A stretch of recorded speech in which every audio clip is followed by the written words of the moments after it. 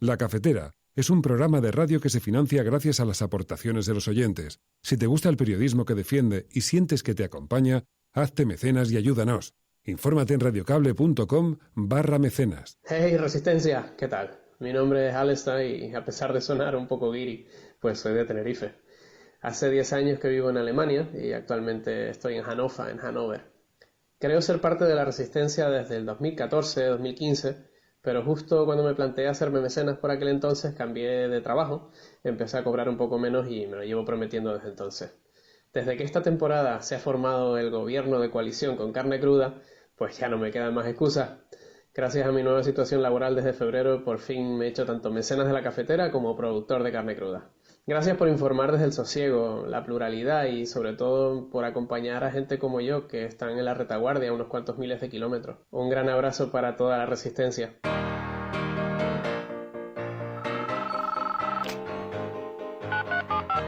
Son las 8:30 de la mañana. Las 7:30 en la Casa Museo de José Saramago, en Tías, Lanzarote. Buenos días, mundo. ¿Quieres un café? La Cafetera. Dirige Fernando Berlín.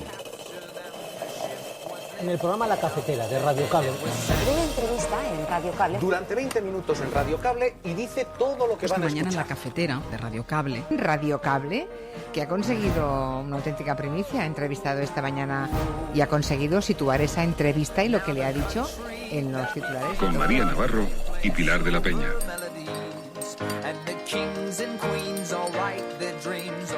I am particularly worried about the lack of sufficient solidarity with developing countries. As the virus rages, the United Nations has mobilized fully to save lives, stave off famine, ease the pain and plan for recovery. Se produjo un acto terrorista contra la Embajada de la República de Cuba ante los Estados Unidos, cita en Washington. El gobierno de Cuba espera por la correspondiente investigación de las autoridades estadounidenses sobre la identidad y las motivaciones del autor de esta agresión. I think so. I think I'm going to Arizona next week, and we look forward to that. And I'm going to, I hope, Ohio very soon, and we're going to start to move around. People aren't striking because they don't feel like paying rent. We need to be making sure that we are passing policy that allows people to stay in their homes. Bueno, las franjas horarias son las franjas de 6 a 10 de la mañana y de 8 a 11 de la noche. Ahí hay en esa franja horaria está permitida el deporte individual sin contacto con terceras personas y los paseos para personas adultas. Respecto al estado de alarma yo no tengo más que añadir, quiero decirle, es una constatación que ha funcionado, esto me parece que es evidente, hace falta restringir la libre circulación porque si no corremos riesgos, a juicio al menos de este ministro que les habla, corremos riesgos que no merece la pena correr. Nosotros esperaremos a ver el decreto que presenten el próximo martes. Llevamos esperando un mes que nos contesten a las reivindicaciones o exigencias que les hacíamos para aprobar las anteriores prórrogas. Los ciudadanos tendrán que decidir si quieren una sanidad pública reforzada o una privatización. Unas residencias de mayores gestionadas públicamente y en beneficio de los mayores, o si quieren la privatización de las residencias de mayores que, por ejemplo, se dio en la Comunidad de Madrid.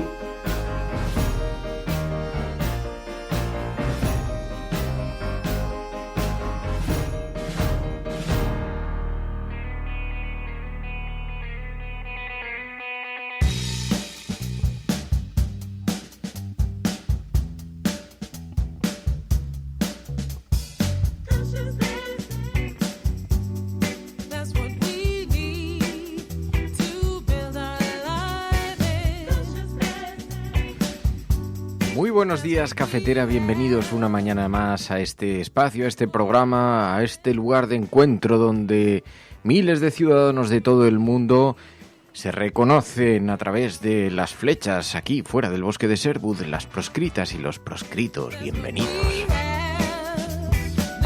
Sí, se abren paso entre la maleza, aparecen desde las profundidades del bosque de Sherwood y se encuentran aquí, donde extendemos unas grandes mesas con manteles blancos para desayunar, para tomar un café esta mañana, comentar los medios de comunicación, la prensa, la información, la actualidad internacional, para charlar un rato, acompañar a aquellas personas que se encuentran solas en estos días. Ya sabéis que nos hemos fijado un objetivo en este tiempo tan complicado, es el de no faltar un solo día al compromiso de acompañar a la gente aquí. Por eso hoy, aunque es el Día Internacional de los Trabajadores, el conocido como el Día del Trabajo, el 1 de mayo, es la fiesta por antonomasia del movimiento obrero a nivel mundial, no solamente en España, en muchos países este día es festivo y se usa también como movimiento reivindicativo de diferentes causas relacionadas con el trabajo. Bueno, en este tiempo tan especial, donde 1/3 de la humanidad permanece en situación de confinamiento, pues sospechamos que es un día del trabajo que reúne unas características especiales, pero en todo caso lo que no olvidamos es, como decía al principio, ese compromiso de acompañar a los oyentes. Muy buenos días a todos, bienvenidos. Os habla un tío en pijama sentado desde una habitación en su casa. Que esto es la cafetera. Así que, bueno, hoy tenemos un montón de cosas de las que hablar que os van a encantar porque, bueno, es el Día del Trabajador, no del trabajo, Chapi. Sí, que es verdad, es una buena puntualización, pero no me seas tan puntillo, sí. Pero hoy es verdad, tenemos muchas cosas de las que hablar. Hoy es viernes. Los viernes sabéis que hacemos un repaso especial sobre la prensa internacional, pero desde un enfoque diferente a como hablamos habitualmente de las noticias con sesgo internacional, porque los viernes aquí en la cafetera nos referimos a la manera en la que los medios de comunicación internacionales publican informaciones sobre España, cómo proyectan la imagen de este país en el exterior, cómo nos ven desde fuera, habida cuenta de la imagen, de la información que reciben.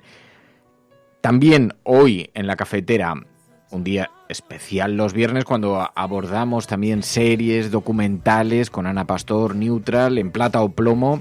Siempre intentamos, a través de esta nueva cultura audiovisual que son los documentales y las películas y las series, observar cómo se está explicando nuestro mundo, o de qué nos están lanzando, de qué advertencias nos están llegando. Y hoy lo vamos a hacer con una extraordinaria compañía. Hablaremos con Sergio Rodríguez, el Chacho, un jugador de básquet, un coloso formidable, un maravilloso jugador de básquet con una experiencia larga en juego internacional, ha participado en algunos de los campeonatos del mundo más importantes, ha jugado, como sabéis los aficionados, en la NBA. Yo os pido que perdonéis, que disculpéis cualquier atrevimiento o osadía por mi parte de abordar estos temas, porque sabéis que soy un absoluto ignorante en materia deportiva, pero no importa porque tengo vuestra compañía y seguro que nos vais a asesorar suficientemente bien. Eso sí, he visto jugar al Chacho. Yo no he ido muchas veces a un campo de básquet, pero he ido 3 o 4 veces precisamente con Ana Pastor, y es verdad que eso es otro nivel de juego, eso es otra cosa. Bueno, vamos a tener la oportunidad de hablar con él con una razón muy concreta. Es que se ha estrenado en Netflix una serie documental sobre la vida de Michael Jordan. Está arrasando, era esperadísima. Y entonces, bueno, con esa excusa vamos a hablar un poquito con Sergio Rodríguez para que nos hable un poquito del básquet internacional, de cómo es en la NBA por dentro, de cómo era cómo es Michael Jordan, cómo es el juego en el que se desenvuelve, en fin. Todo esto lo trataremos con el Chacho, con Sergio Rodríguez aquí. Hablaremos un poquito así en genérico, le va a interesar a todo el mundo, tanto al que le guste el básquet, porque es una buena oportunidad para escuchar a Sergio Rodríguez, como a aquellas personas como yo que llegan, bueno, por aproximación colateral a ese deporte, que es un deporte en todo caso que goza de un extraordinario prestigio, porque es verdad que siempre se le ve como una disciplina deportiva. No sé si es el juego en equipo, no sé si es la atracción que produce, pero es como un deporte que cae muy simpático, y es verdad que esto es fácil encontrarse gente que te lo defiende. Bueno, hablaremos además también con Ainhoa Goñi y con Pachi Freitez. Hoy nueva entrega de relatos aquí en la cafetera. En los viernes ya sabéis que en ese pequeño tiempo, en ese pequeño espacio que nos dedicamos a nosotras mismas, abrimos un paréntesis, Ainhoa Goñi escribe un relato, cuestiones que percibe, cosas que observa a su alrededor, y entonces las trae aquí los viernes, y eso nos permite también sentarnos, Bueno, es una cosa maravillosa. Dice Diego Arranz, dice, estoy viendo el documental, es muy bueno. Dice, lo que pasa es que se han publicado solo 4 episodios de los 10 que lo forman. Bueno, pero podemos hablar un poquito de la historia, un poquito de la NBA, un poquito de los primeros choques, Michael Jordan, los entrenadores, algún que otro ejecutivo con el que tuvo enfrentamiento y sobre todo cómo es la vida en la NBA. No sé, bueno, puede ser interesante la conversación. Ya charlaremos después. Así que os pedimos que utilicéis el siguiente hashtag hoy en la cafetera, el hashtag con el que vamos a organizar la conversación en las redes sociales. Almohadilla, la cafetera, chachismo.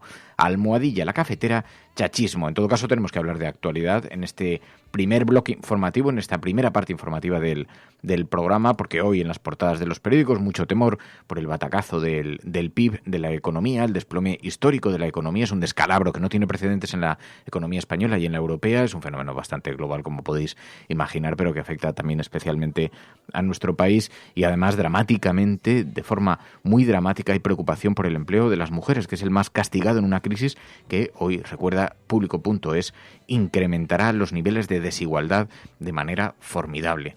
Ahora vamos a comentar todo esto aquí en la cafetera, porque esto es la cafetera y tú eres la resistencia, y si lo estás escuchando no estás sola, allí donde estés.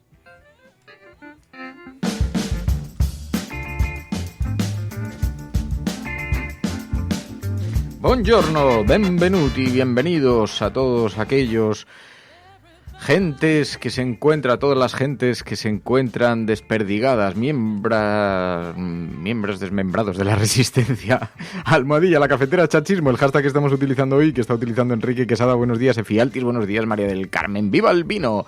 Bueno, muy buenos días a todos. Hoy con este hashtag que os pedimos que lo utilicéis para que podamos ordenar la conversación. Dice Mercedes de la Fuente, dice, pues mira, hoy voy a desayunar un croissant. Estás echando la casa por la ventana, Mercedes. Luego le vamos a preguntar a ver a Ainhoa Goñi, porque me han dicho que se ha hecho, bueno, charlo de vez en cuando con ella, le pego algunas llamadas de vez en cuando para ver cómo está la sonrisa de Malasaña, pero le vamos a preguntar porque creo que se ha hecho una tabla de ejercicios que digo, claro, aquí va a haber... El mundo se va a dividir en dos después de la pandemia. Aquellas personas que hayan estado haciendo ejercicio, que van a salir muy cualificadas para la operación bikini, y aquellas otras que estamos en el otro registro y que nos puede arrollar directamente el confinamiento.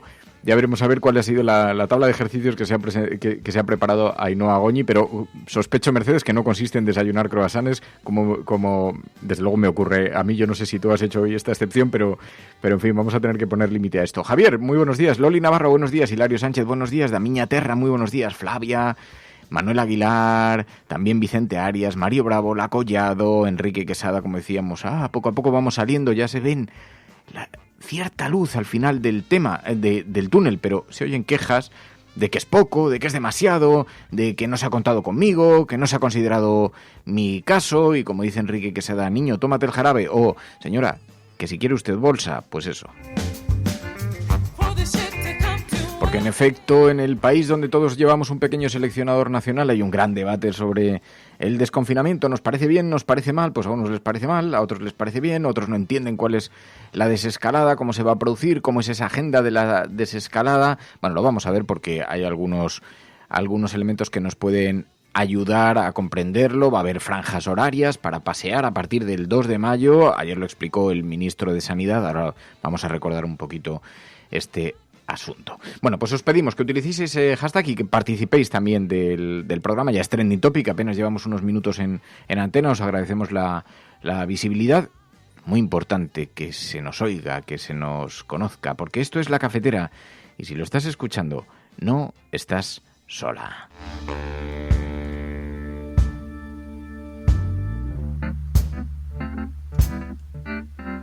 Bueno, las portadas de los periódicos hoy, la fotografía de portada, la economía, es el tema que ocupa todos los titulares hoy en la prensa en este lado del mundo. Aquí, por lo menos en España y en los medios europeos, la imagen, la fotografía, el titular de portada se encuentra enfocado hacia la situación económica. Hay una gran preocupación.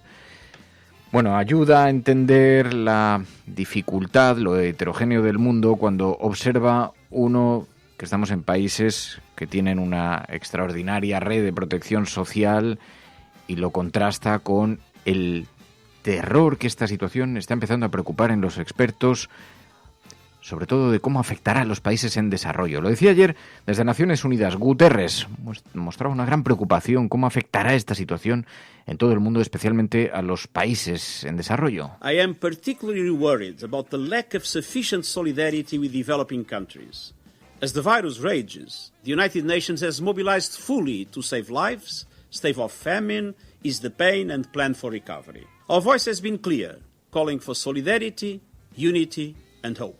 La solidaridad, la unidad, la ayuda, la protección de los más débiles. Bueno, esto es algo sobre lo que se está debatiendo en todos los países, en ese repaso que hacemos cada día aquí en el programa a la prensa internacional, y observamos los debates que se dan en otros lugares. Son debates similares, son debates parecidos, donde además está renaciendo una defensa de la sanidad pública, de la educación pública. Por ejemplo, ayer escuchamos aquí en España al ministro de Universidades, a Manuel Castells, defendiendo eso. Los ciudadanos tendrán que decidir si quieren una sanidad pública reforzada o apostar por otros caminos. Los ciudadanos tendrán que decidir si quieren una sanidad pública reforzada o una privatización.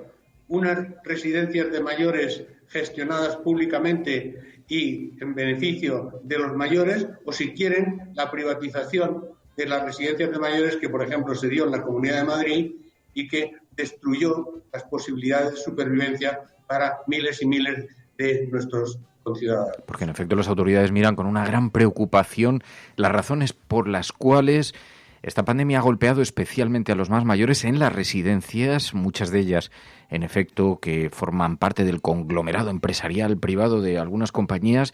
¿Y por qué ha golpeado de forma tan intensa en las residencias? Si alguien ha caído de lleno en la negligencia de la atención, ¿cuáles son las razones por las que esto pesa? Pero como decía el ministro de Universidades, también de esta crisis tendremos que extraer algunas lecciones. Un aparato sanitario público fuerte es imprescindible para afrontar una situación como la que se nos ha venido encima. Bueno, en la preocupación general, en todo caso, en la mirada de la política está puesto la economía. La lucha contra el coronavirus también nos ha conducido a un descalabro sin precedentes de las economías, especialmente golpeadas en España y en Europa. Dice el periódico El País hoy, el PIB se desploma un 5,2% en el último trimestre por la pandemia del coronavirus. El derrumbe en toda la zona euro es incluso mayor que en la crisis del año 2008. Lagarde anticipa una recesión sin equivalente en tiempos de paz. La pandemia que ha golpeado, dice El País, con una fuerza inusitada a la economía. España, además, está a las puertas de una recesión tras conocerse ayer que la actividad se derrumbó un 5,2% en el primer trimestre, el peor dato desde la guerra civil. El panorama no es mucho mejor en el resto de Europa. Claro, hay una diferencia sustancial. Sí que los expertos alertan de que estamos en una muy mala situación, pero aparentemente coyuntural. Los efectos de la guerra civil se prolongaron durante años porque el frenazo duró, entre otras cosas, varios años. Bueno, nadie cree que en este momento sí que vamos a vivir una nueva normalidad, que se va a producir una situación extraordinariamente nueva para los ciudadanos. Nos vamos a tener que acostumbrar a nuevas realidades en la convivencia. Eso evidentemente tendrá consecuencias económicas, pero no va a permanecer el país en el mismo estado de stand-by que hemos estado viviendo en estas semanas, aparentemente, por lo menos a día de hoy, con los datos que tenemos. Cuando especialmente, además, empezamos a ver luz después del túnel. De hecho, deberíamos empezar a preocuparnos. Hoy alertaban, y además me ha parecido bastante pertinente, veía Hardy Useful, que decía, claro, hay que prestar atención a este asunto, porque, como decía on the other side of the Berlin Wall, hay gente que aún cree que la Unión Europea nos va a regalar dinero por nuestra cara bonita sin pedir nada a cambio, porque lo dice la televisión, porque lo dice Pedro Sánchez. Pero si hay que pedir rescate, Europa y el Fondo Monetario Internacional terminarán controlando el Ministerio de Economía. Y ya sabemos cómo va eso. Después veremos a ver qué coste tiene eso para nosotros. Así que, bueno, nada es gratis, nada es un regalo. Hay que prestar mucha atención a las condiciones, a la formulación que se va a emplear para salir de esta situación, pero también hay que ser especialmente fiscalizadores. Bueno, hoy en la portada del periódico El País este asunto, en la portada del periódico ABC también ponen de manifiesto el desplome histórico de la economía. El PIB cae un 5,2% en el primer trimestre, recoge solo 15 días de estado de alarma. El gobierno reconoce ante la Unión Europea la mayor recesión en 75 años, dice el periódico ABC, aunque, como recordaba el periódico El País, es un fenómeno que se está dando no exclusivamente en España, sino que también tiene efectos europeos. En el periódico El Mundo, el batacazo del PIB en marzo, también golpea. Las peores previsiones, la economía sufre la mayor caída de la historia, un 5,2%.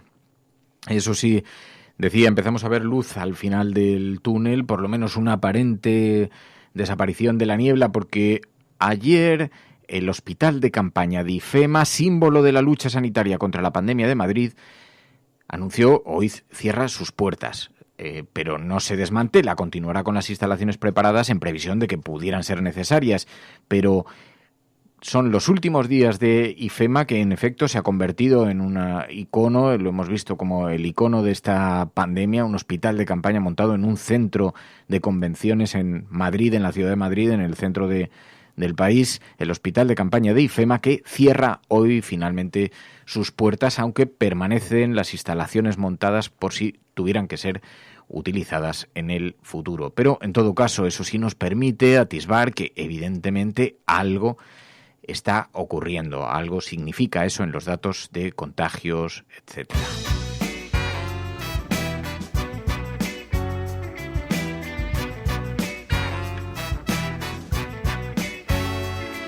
Mientras tanto, se habla de desescalar la situación de confinamiento. Se han establecido franjas horarias para pasear a partir de mañana. El gobierno abre las calles, separa a los niños, a los deportistas y a los mayores, establece franjas horarias entre las 6 de la mañana y las 11 de la noche, donde podrán utilizar estos diferentes segmentos de la población para no entrar en contacto. Es la portada hoy en el periódico El Mundo. Mañana entra en vigor esta primera gran medida para suavizar el confinamiento de los españoles tras la salida de los niños de la semana pasada, y será desde las 12 de la noche. Se permitirán las actividades deportivas sin contacto y un paseo diario para los ciudadanos que hayan cumplido 14 años. Pero habrá unas condiciones. El deporte y los paseos se realizarán entre las 6 y las 10 de la mañana. Ayer explicaban las franjas horarias, lo explicaba el Ministerio de Sanidad, y lo hacía con estas palabras. Bueno, las franjas horarias son las franjas de 6 a 10 de la mañana y de 8 a 11 de la noche. Ahí hay en esa franja horaria está permitida el deporte individual sin contacto con terceras personas y los paseos para personas adultas de más de 14 años. Está la franja reservada a personas dependientes, que es entre 10 y 12 de la mañana y 7 y 8 de la tarde. Y está la franja reservada para paseos de niños, que es entre 12 y 7 de las 12 y las 12 del mediodía y las 7 de la tarde, excepto en los municipios de menos de 5.000 habitantes. Los mayores de 70 años tienen que también pasear, ejercer su actividad de paseo en la franja reservada para personas dependientes, es decir, entre las 10 y las 12 y las 7 y las 8 de la tarde. Así que en esas franjas horarias se permitirán algunas actividades, entre otros. De todas maneras, no se va a solicitar de nuevo la prórroga del estado de alarma, aunque de forma matizada, como estaba explicando el Ministerio, y siempre sujeto a los nuevos datos de contagio que se puedan producir. Fijaos, ¿os acordáis? Al inicio de esta crisis estuvimos analizando aquí algunos artículos que se publicaban en medios de comunicación científicos internacionales, y la revista del Instituto Tecnológico de Massachusetts, del MIT, hacía una reflexión sobre cómo sería el futuro post-pandemia, y eso que todavía apenas había llegado a España, pero lo observamos con mucho interés, porque hablaba de crear el baremo UCI, de crear un baremo con el cual las sociedades pudieran decretar más o menos confinamiento. Esto ya ocurre con la contaminación. Los días que hay una contaminación muy elevada, lo que se hace es impedir el acceso al centro de las ciudades de algunos automóviles. Esto ha ocurrido en España de forma más reciente, que ha suscitado mucho debate, pero viene ocurriendo desde hace muchos años en París, en Londres. Los días que hay una alta contaminación, incluso el transporte público es gratuito, se impide la entrada, no se permite la entrada de los vehículos al centro de las ciudades para reducirlas. Esto es, pues, la revista del Instituto Tecnológico de Massachusetts, creo recordar que era esta revista, pero vamos, lo tenemos en el archivo del programa. Analizaba la posibilidad de crear ese baremo de la UCI que tendría que ver con el nivel de contagios y también con las camas disponibles en esa zona, porque no es lo mismo un nivel de contagios en una capital grande europea como Madrid, que dispone de muchas camas en los hospitales. Pues dependiendo de la ocupación, eso podría implicar el confinamiento, ¿no? Bueno, pues es algo de lo que precisamente ya se está empezando a hablar aquí en España, de crear ese, digamos, como ese número, que es ese algoritmo que nos permitirá controlar si se decreta o no nuevos confinamientos, también por regiones, también por localidades, por lugares concretos, porque no necesariamente afecta de la misma manera lo que esté ocurriendo en Madrid que lo que está ocurriendo en Castelló de Teruel, ¿no? Como es evidente. Bueno, pues de esto se comienza a hablar, en todo caso, sobre la prórroga del estado de alarma. La derecha ha empezado, como lleva unas semanas, siendo especialmente crítica en un tiempo tan delicado como este. Se le está señalando por el oportunismo político que supone hacer oposición en una situación tan delicada como la que nos encontramos, pero han estado titubeando con no conceder más prórrogas al estado de alarma y han estado cuestionando la manera en la que se ha anunciado que se producirá la desescalada. Bueno, ayer el ministro de Sanidad advirtió de que si no se aprueba la prórroga del estado de alarma, correremos riesgos, decía que no merece la pena correr, eso sí, advertía, cada cual que vote en conciencia, que haga lo que crea que su conciencia le tenga que dictaminar. Ahora luego ya veremos. Respecto al estado de alarma yo no tengo más que añadir. Quiero decirle, es una constatación que ha funcionado, esto me parece que es evidente. Es una constatación que si no se aprueba no se podrán restringir derechos fundamentales y es una constatación que para que podamos implementar adecuadamente este proceso tan complejo en España y en todas partes, que es la transición hacia la nueva normalidad o la desescalada, hace falta restringir la libre circulación porque si no corremos riesgos, a juicio al menos de este ministro que les habla, corremos riesgos que no merece la pena correr. En efecto, correremos riesgos que no merece la pena. 627-002-002 es el WhatsApp del programa, donde os pedimos que nos enviéis vuestras impresiones. ¿Cómo percibís vosotros que esta situación está afectando? ¿Cómo cambiará el mundo después de la pandemia? Cuidado, porque es que las sociedades, aquí hemos observado fenómenos que son muy interesantes. Por una parte, decía, hemos visto comportamientos tremendamente mezquinos intentando sacar rédito político de una situación tan difícil para los ciudadanos como esta, donde el miedo, el dolor se han juntado también al sufrimiento, a la pérdida de seres queridos, bueno, a una situación inédita. Un tercio de la humanidad confinada ha golpeado de forma salvaje a todos los países del mundo, pero las sociedades, paradójicamente, más allá incluso del comportamiento de algunos partidos políticos que han estado torpedeando y poniendo palos en las ruedas a esta situación en lugar de haberse puesto a remar en conjunto, bueno, la gente se ha comportado de una forma extraordinariamente seria. Aquí en España, os lo contábamos, los datos de Google, los datos de Apple, que manejan datos sobre la movilidad, por ejemplo, por el uso, el manejo de los datos, de los mapas en los teléfonos móviles, que esos miden la movilidad de los ciudadanos. Bueno, pues España ha cumplido con un extraordinario rigor las directrices que han dado las autoridades. No en todos los países ha ocurrido de forma uniforme. Aquí hemos sido especialmente sensibles, especialmente serios, rigurosos en el cumplimiento de la norma. Obviamente ha habido gente que se la ha saltado, pero son los menos. Hay datos que ha proporcionado Google, que ha proporcionado Apple, las operadoras telefónicas, que tienen controlado, como bien sabéis, la movilidad de los teléfonos móviles, porque si mueves el teléfono móvil, pues las antenas lo detectan, ¿no? Por la triangulación de las antenas es fácil ver qué movilidad se está produciendo. Bueno, pues todo esto lo que nos dice es que somos un país extraordinariamente riguroso en el cumplimiento, pero además hemos visto ejemplos que nos tienen que hacer también recordar la parte más positiva de esta sociedad. Hemos visto carteles en las comunidades de vecinos ofreciendo ayuda a los más mayores. Hemos visto aplausos sistemáticos reiterados cada día a los sanitarios, a la gente que está luchando contra el coronavirus en los hospitales. A favor también, abrazos a favor y aplausos a favor de los repartidores, reponedores, de la gente que trabaja en los supermercados y en el primer sector, en la producción de alimentos. Hemos visto también cómo desde taxistas a otros conductores han estado ofreciendo gratis sus servicios para sanitarios. Ha habido una respuesta de la sociedad, de la convivencia ciudadana importantísimamente positiva, y esto también hay que ponerlo de manifiesto, ¿no? Hay muchas asociaciones, muchas agrupaciones de vecinos que están facilitando alimentos. Bueno, pues este panorama ha despertado muchas cosas en el mundo, también muchas advertencias sobre el mundo que podemos construir, muchas alertas. Tenemos que construir un mundo basado en la solidaridad, en la generosidad, en la equidad. Tenemos que defender el aparato público de la sanidad con uñas y dientes frente a los intentos de devorarlo, porque bueno, vemos lo que está ocurriendo en otros países, ¿no? Donde se enfrentan sin un aparato de sostén social, se enfrentan a situaciones muy dramáticas. Bueno, 627-002-002. Hola, buenos días a todas. Quería hablaros de una de las tantas cosas que están pasando en Estados Unidos, que la verdad es que cada día me dan ganas de mandar un audio pero colapsaría el programa. Y es el tema de los bancos de alimentos y la importancia que están cobrando para miles y miles y miles de personas. Realmente pone los pelos de punta.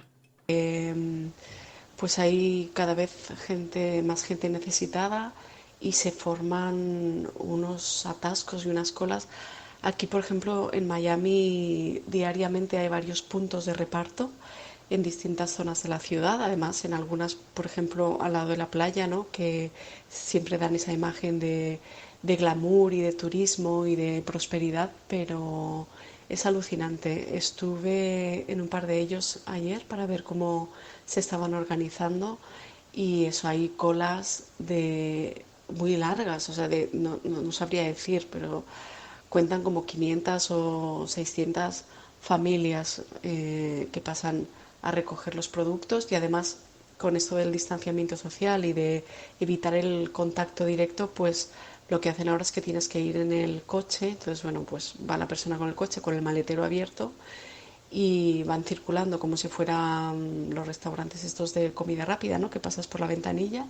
Pues ahí van los coches y los voluntarios introducen en el maletero los productos, que suelen ser, bueno, ahí varía dependiendo de lo que tenga la organización, pero pues eso, cosas básicas, leche, pan, a veces hay pollo, pavo o alguna otra proteína, también enlatados, frutas, vegetales, en fin, de todo, pero ya os digo, yo me he quedado impresionada y un poco tocada. Estuve hablando con un hombre que tuvo la fortuna de ser el primero en uno de los repartos a los que fui.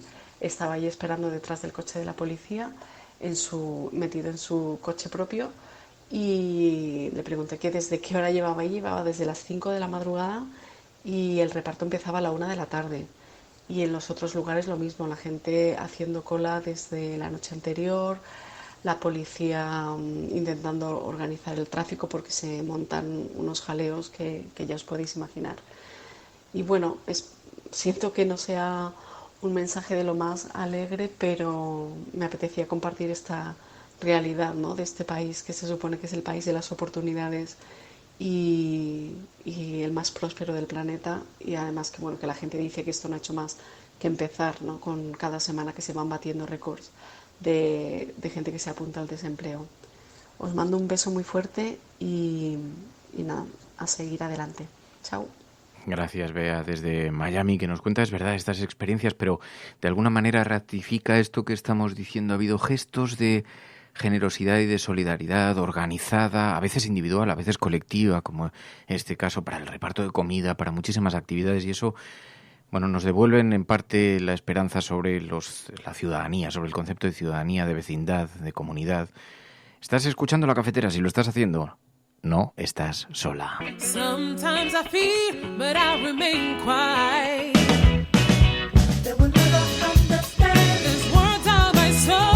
Aunque os decía, con una gran preocupación por la situación económica, las consecuencias que pueda tener, y lo cierto es que además, hoy en Público.es, por ejemplo, con el foco colocado en el empleo de las mujeres, el más castigado en una crisis que incrementará los niveles de desigualdad, dice Público.es. Por eso los sindicatos, economistas, organizaciones internacionales coinciden en que esta crisis del coronavirus está dañando sobre todo al empleo más precario, altamente feminizado, manteniendo sobre los hombros de las mujeres el trabajo de los ciudadanos, y los sindicatos critican la falta de datos desagregados por sexo del impacto de los ERTEs. Y hay también una gran preocupación sobre la manera en la que esto puede precarizar aún más la vida de los ciudadanos, y tiene que haber una llamada de atención, de responsabilidad por parte de los empresarios. También hay que tener en cuenta que de momento hemos pasado apenas un mes de inactividad, un poco más de un mes de inactividad. El músculo de la mayor parte de las empresas, de una buena parte de las empresas, evidentemente no de todas, pero una buena parte de las empresas puede aguantar eso. Volverá el consumo, volverá de nuevo otra vez la actividad económica, la actividad comercial, y tiene que haber una gran responsabilidad por proteger la dignidad de los trabajadores, por proteger la capacidad adquisitiva de los trabajadores. Ya no es un problema de egoísmo, de posibilidades de desarrollo, es un problema de país.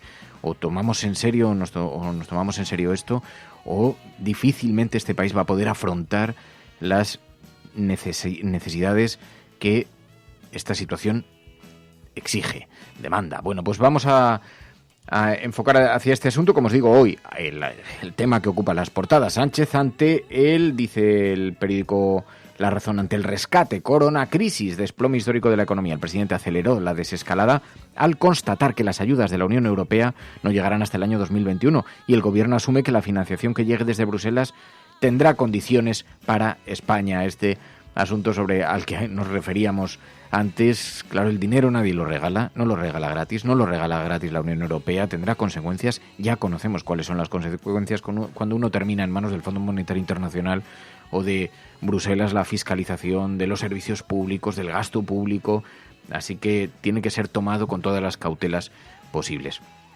Aunque, insisto, esto es un asunto, el de la protección de los más débiles, habría que ver cómo nos hubiera pillado en otras circunstancias.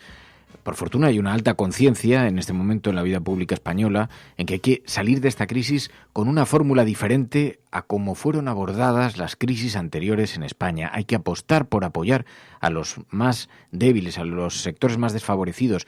Es un debate que no solo se da en España. Escuchábamos también a Ocasio-Cortez en Estados Unidos pidiendo, por ejemplo, prohibir los desahucios durante la pandemia. People aren't striking because they don't feel like paying rent. People are striking because they can't pay rent. Y mientras tanto, en el otro lado de la balanza, un Donald Trump que insiste en el negacionismo a pesar de las cifras, de la preocupación que se está produciendo en algunos países. Bueno, Donald Trump va a retomar la agenda de viajes la semana que viene y habla incluso de mítines políticos. I think so. I think I'm going to Arizona next week, and we look forward to that. And I'm going to, I hope, Ohio very soon. And we're going to start to move around, and hopefully in the not too distant future we'll have some massive rallies and people will be sitting next to each other. Pero fijaos la irresponsabilidad. Yo sabéis que no quiero poner mucho foco aquí durante el programa en todas estas noticias tan extraordinariamente negativas, tan extraordinariamente pesimistas que se están dando en la actualidad y en la parte, digamos, más dura de lo que está ocurriendo, porque además creo que también este programa es una suerte de isla donde uno puede refugiarse y donde uno puede relajar también la mente en días tan complicados como estos. Pero hay una noticia que, pese a lo que supone, a la carga de morbo que tiene por el enfoque internacional que ha tenido, nos sirve para describir perfectamente el alcance del drama de lo que está ocurriendo. En Nueva York han encontrado decenas de muertos apilados en camiones. En las puertas de una funeraria en Nueva York estaban acumulando los muertos en camiones de mudanzas porque ante la imposibilidad de guardarlos en las cámaras refrigeradoras, en las cámaras internas dentro de la funeraria. Y los vecinos empezaron a denunciar el aparcamiento de una serie de camiones y cuando la policía los ha abierto había sangre chorreando por los laterales de los camiones o un olor imposible. Los vecinos acuden a la policía y cuando se encuentran con semejante drama en una de las sociedades más prósperas del mundo. Y mientras tanto, irresponsables como Donald Trump en Estados Unidos, como Bolsonaro en Brasil, siguen todavía insistiendo en que no se puede recortar los derechos civiles y anteponen la situación económica a la salud pública.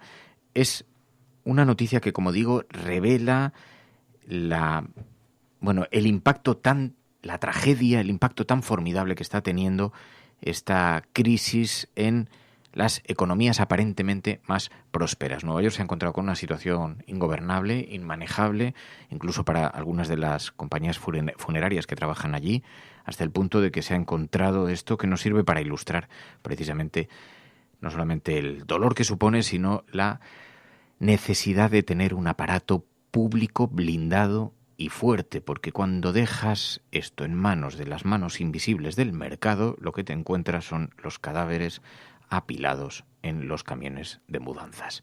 Estás escuchando La Cafetera, si lo estás haciendo, no estás sola. Prensa internacional, aquí, en La Cafetera. Podrán decir todos los periódicos del mundo lo que quieran.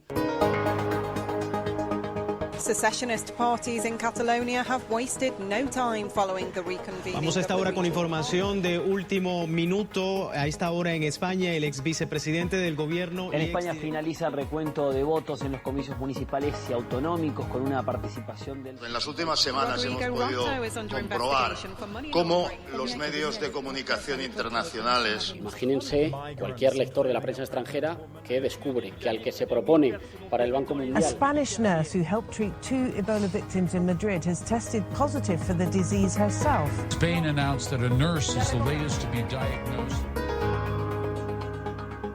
Bueno, pues ya sabéis que cada viernes además analizamos aquí en la cafetera la forma en la que los medios de comunicación internacionales se refieren a nuestro país, cómo proyectan la imagen de España en el exterior.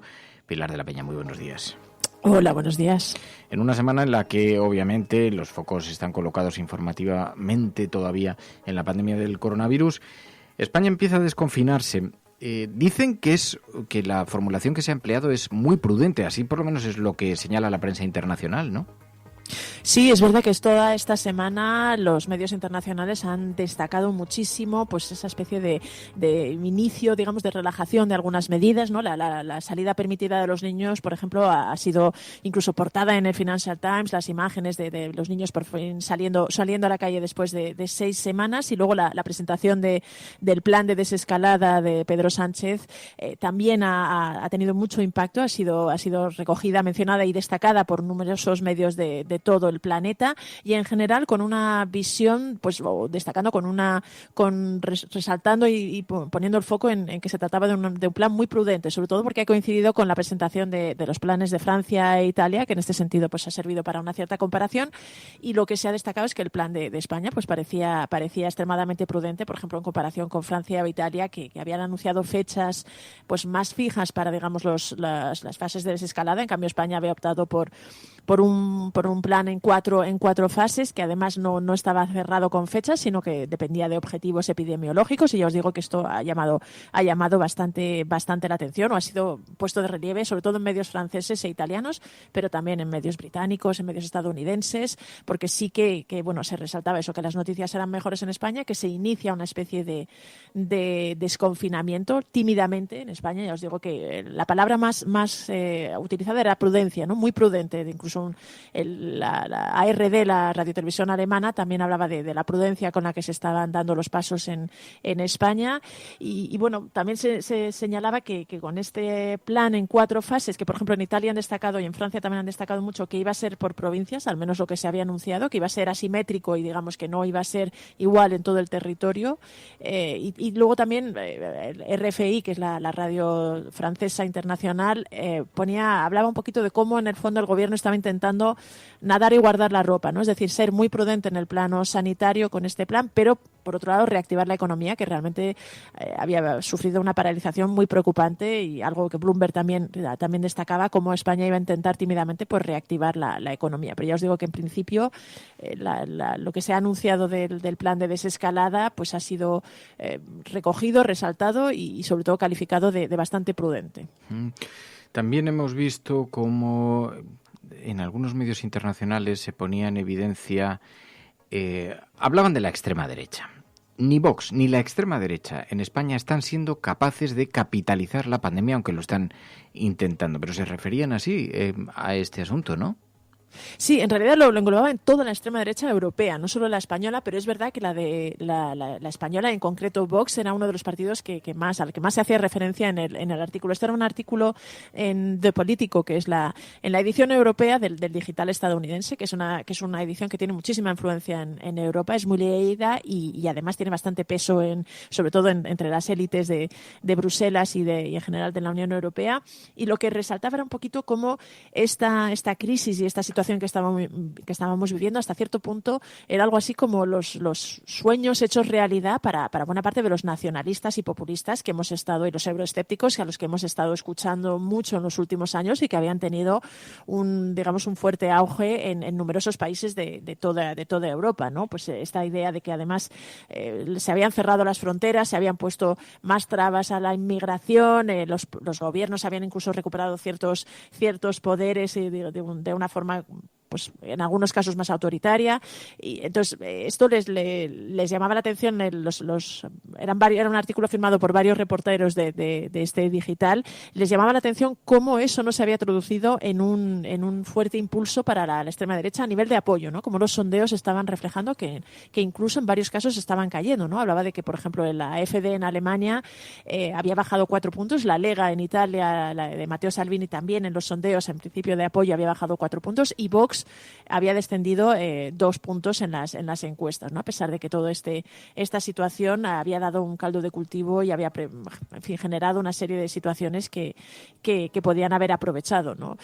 En este sentido también ponía de relieve, por ejemplo, Vox, cómo se había enfrentado muy duramente a las medidas anunciadas por el gobierno. Había llamado psicópata, que era una cosa que destacaba bastante el artículo, psicópata a Fernando Simón, el encargado de gestionar toda la parte de emergencias, y un técnico, además, un científico bastante prestigioso, que se había querellado contra el gobierno y que, pese a todo esto, pues no había conseguido rentabilizar o explotar, digamos, la pandemia para crecer. Y en este sentido también señalaba que en muchos casos se estaba viendo que había pillado todo esto a la extrema derecha con el pie un poco cambiado, ¿no? Sin saber muy bien qué discurso. Por un lado, parecen criticar las medidas que se toman, pero piden más, y por otro les parecen demasiado excesivas. Estas contradicciones que hemos visto aquí en España y que hemos resaltado también aquí en la cafetera, pues habían llegado también a De Político, que las exponía, que era una situación que estaba viviendo también la extrema derecha a nivel europeo. Y además, claro, se analiza mucho cómo nos va a afectar como sociedad todo esto que ha ocurrido. Y dicen que ha nacido la generación C. Hay algo de pesimismo en la visión que se hace, pero el Frankfurter Allgemeine Zeitung, The Economist, también se fijaba un poco en cómo será, qué consecuencias tendrá para esta generación que ha crecido con toda esta crisis y cómo será su futuro, ¿no? Sí, es verdad que son dos grandes medios europeos que han puesto el foco en los últimos días en este aspecto, ¿no? Sobre todo en la generación de jóvenes españoles que ya les había afectado la crisis económica, que justo cuando estaban empezando a recuperar la esperanza, que era, por ejemplo, la expresión que decía el Frankfurter Allgemeine, que estaban un poco recuperando la posibilidad de construir sus vidas y su futuro, pues ahora había llegado esta crisis sanitaria y económica y social probablemente inesperada y que había golpeado a todo el planeta, pero en concreto en España pues les era una especie de doble bofetada y que amenazaba con un poco pues arruinar lo que habían podido ir consiguiendo hasta ahora, ¿no? Recordaba que era una generación, probablemente la generación de españoles mejor preparada, y que además pues con un nivel y con unos datos de competitividad y de rendimiento muy altos, y que sin embargo pues les estaba costando muchísimo ya, incluso antes de la pandemia, pues conseguir trabajos bien remunerados, que no fueran precarios, que no fueran temporales, y alertaba del riesgo de que se tuvieran mayores problemas para intentar salir, y de hecho resaltaba cómo, por ejemplo, se estaba viendo que muchos españoles se habían trasladado al campo para ayudar en la recolección de las cosechas, sobre todo en estas circunstancias actuales en que pues las fronteras están cerradas. Muchos de los trabajadores inmigrantes del norte de África o de Europa del Este que suelen venir a colaborar pues no iban a poder venir, y en este sentido muchos habían optado por dirigirse ahí para trabajar. Pero claro, resaltaba que era toda una generación cuyos sueños eran diferentes, y bueno, planteaba ahí cómo podía luego evolucionar y hasta qué punto iba a impactar a toda esta generación C, ¿no? Le llamaban generación C por la C de coronavirus, que era el artículo, por lo menos llamaba la atención, intentaba que estuvieran en el foco este problema. Pero también se habla de cómo serán las nuevas formas de trabajo, algo que se está experimentando también en España, pero cómo se está explorando en la post-cuarentena, ¿qué se mantendrá? Estas nuevas apariciones, los cambios en las formas de trabajo, ¿no? Sí, el Financial Times dedicaba un artículo que era bastante interesante en esto, ¿no? Ponía algo así de relieve como en España el final de la cuarentena estaba haciendo despuntar las nuevas formas de trabajo, digamos, las nuevas tendencias en las que podían empezar a explorar las empresas españolas y en general los trabajadores. Pues en gran medida se refería al teletrabajo, y ponía, por ejemplo, el caso de Iberdrola, que entrevistaba a uno de los responsables de recursos humanos, que explicaba un poquito cómo la compañía había ido lidiando con la situación de confinamiento de buena parte de su plantilla, de cómo habían ido adaptándose y sobre todo de qué podían ir cambiando de cara al futuro, ¿no? De cara a la salida del estado de confinamiento, del estado de alarma, y cómo iban a recuperar, ¿no? Y sí dejaba entrever este responsable de recursos humanos que era muy muy probable que bastante parte de la plantilla de Iberdrola pues mantuviera algún tipo de teletrabajo, ¿no? Decía que era partidario de que por lo menos con cierta frecuencia sí hubiera una reunión, una presencia física, pero sí que claramente la empresa iba a explorar estas nuevas vías. Hablaba también de Cabify, de la empresa de transporte, de cómo también habían intentado impulsar las nuevas vías de transporte compartido y, en fin, todo esto para empresas también.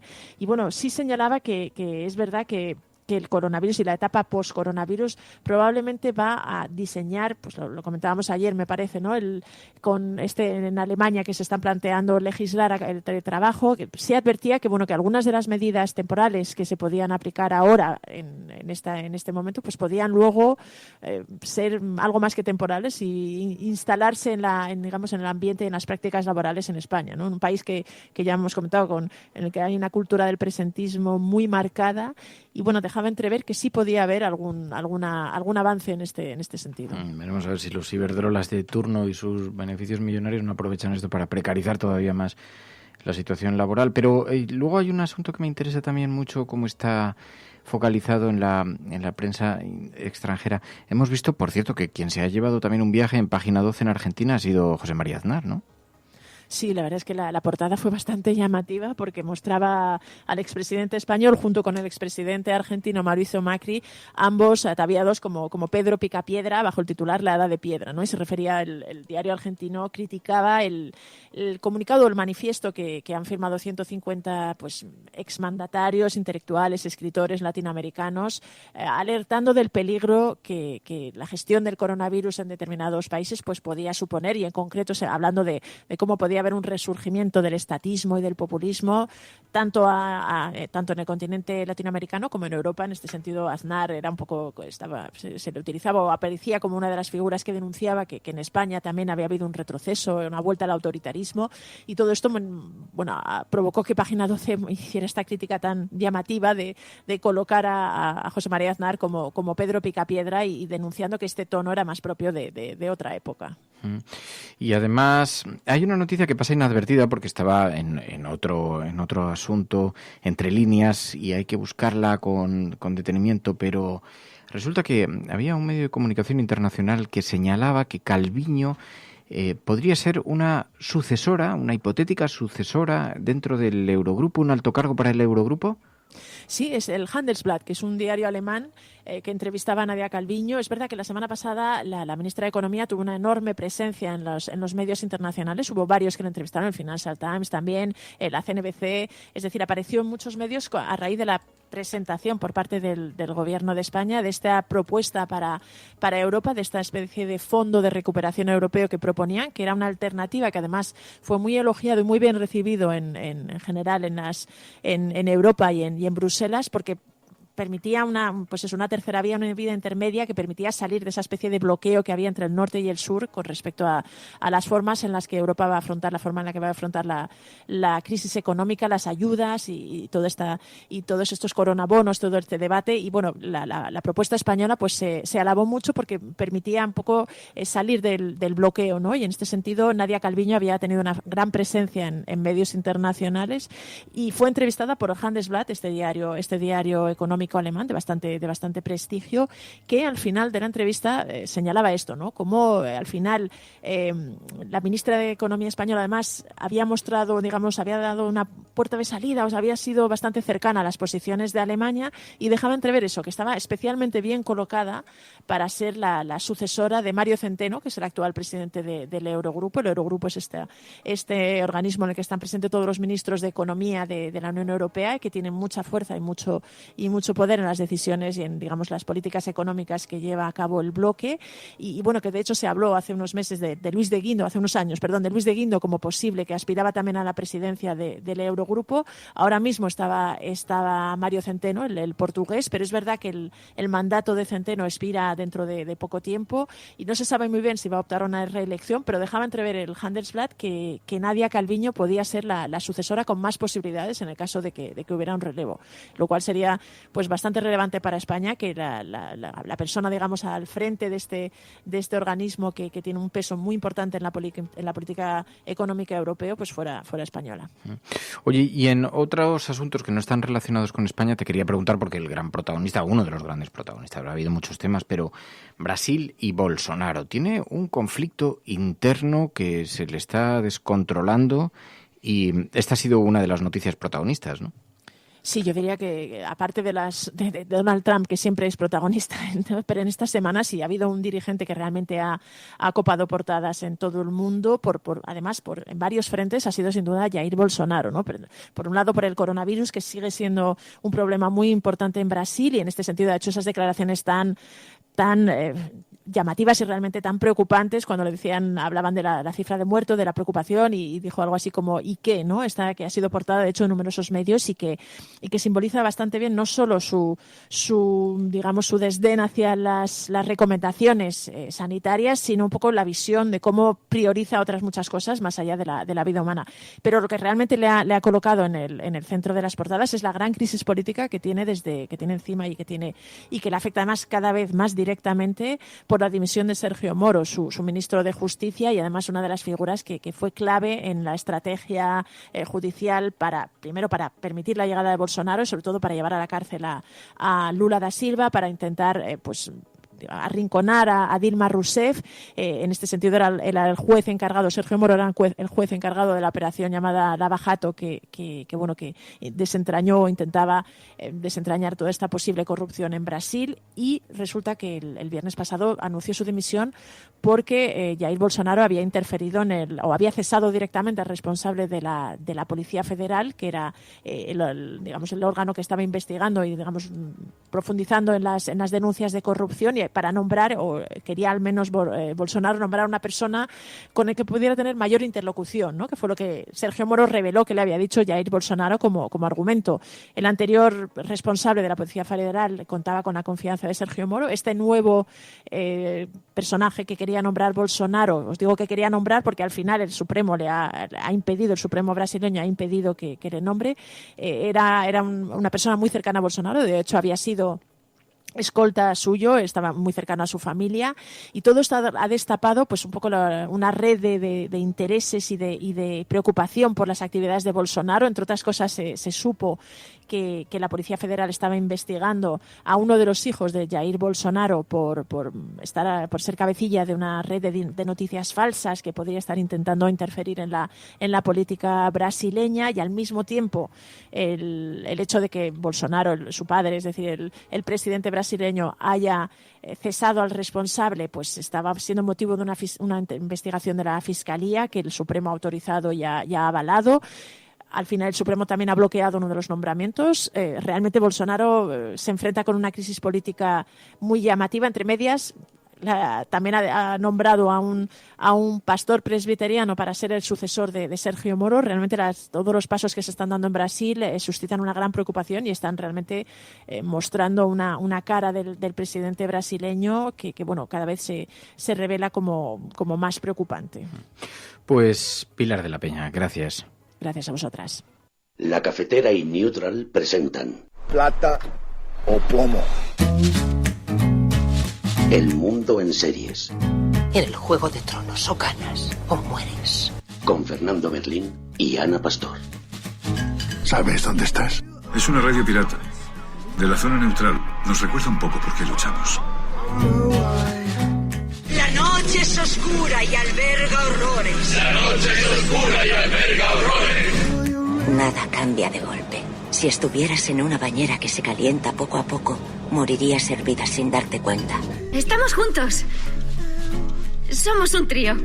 Nosotros vivimos románticamente juntos. Hola, habla con Walter White. Usted dijo que estaba casi muerto, ¿vale? Dijo que moriría en cualquier momento. Éramos capaces de ser y hacer todas esas cosas porque estábamos informados por grandes hombres reverenciados. Michael Jordan, con 30 puntos. Y los Chicago Bulls han ganado su primer campeonato de la NBA. Y ahí está Jordan con 3. Lo hicieron de nuevo. Y ahí está Paxson con 3. Sí, por 3 campeonatos consecutivos de la NBA. Ahora habrá un ferviente debate sobre si son el mejor equipo de la historia. No solo son grandes atletas, son una fascinante diversidad de personalidades. El hombre más famoso del planeta está aquí. Me llamo Michael Jordan. Jugué en los Bulls del 84 al 98. Plata o plomo, el mundo en series, en documentales, la realidad a través de la ficción. En muchas ocasiones ya sabéis que hacemos este repaso aquí cada semana de la mano de Ana Pastor, Neutral. Ana Pastor, muy buenos días. Muy buenos días, Fernando. Bueno, mira que yo soy un absoluto ignorante, que lo saben los oyentes, así que a nadie le va a sorprender en el mundo del deporte, pero es verdad que en el básquet sí que sé reconocer cuando tenemos figuras importantes frente a nosotros. Me recomendaste, me dijiste, tenemos que ver el documental El último baile, está en Netflix, es sobre la figura de Michael Jordan, pero además, para acompasar esta conversación, tenemos que traer aquí a alguien que es trascendental en este deporte, en el básquet, Sergio Rodríguez Gómez, el Chacho. Muy buenos días, bienvenido, Sergio.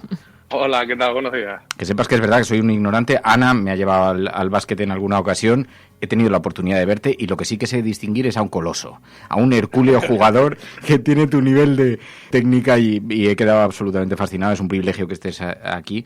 Bueno, ¿cómo estás viviendo tú esta situación? Pues es una situación excepcional. Bueno, pues dentro de la preocupación y la incertidumbre que tenemos todos, de la mejor manera posible, intentando ser positivo, intentando mirar el lado bueno. Para nosotros es muy complicado durante la temporada pasar tiempo con nuestra familia, pues tenemos muchos viajes, entrenamientos, partidos, y ahora pues llevamos 2 meses muy unidos y lo estamos pasando muy bien, y estamos también descubriendo cosas que podemos hacer juntos que antes era imposible porque no había tiempo. Has tenido que pasar doble cuarentena en Italia y en España, ¿no? Sí, cuando empezó los primeros focos del virus en la zona de Lombardía, pues intentamos relativizar un poco la situación. Entendíamos que iba a poder controlarse y en todo caso nunca iba a llegar a la situación que finalmente se ha dado. Lo vivimos desde muy pronto porque fue donde empezó todo, pero poco a poco nos fuimos dando cuenta de la gravedad de la situación.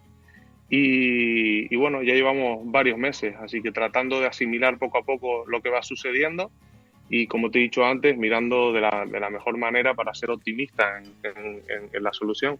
Ana, tú nos decías, tiene que estar el Chacho en el programa, en Plata o Plomo.